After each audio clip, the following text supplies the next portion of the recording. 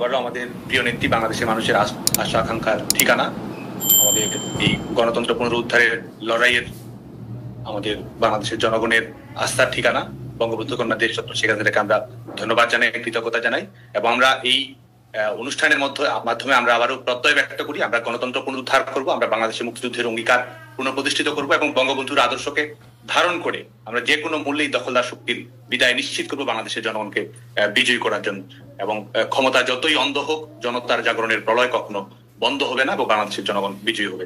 জয় বাংলা, জয় বাংলা।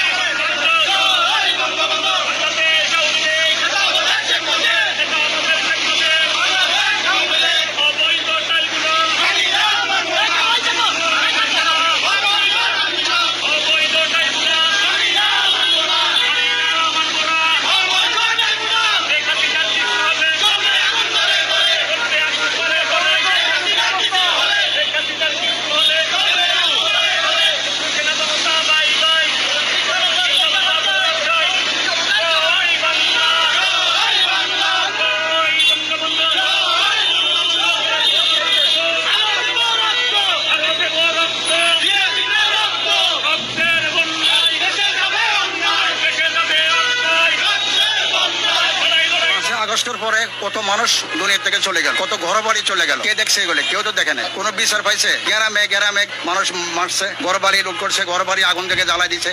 উন্নয়ন তো কোনোটা হয় নাই। সবগুলা আগের সরকারে তো উন্নয়ন করে গেল, বর্তমান সরকার তো কোনো কিছু উন্নয়ন করে নাই। দেখেন আপনার হাটে বাজারে তরকারি, মাছ মাংস সবে দাম বাড়তে, 80 টাকার নিচে কোনো তরকারি নাই। তো সাধারণ মানুষ কি খাবে? এখন তো পল্লী গ্রামে মানুষ ঘুমাইতে তো পারতেছে না।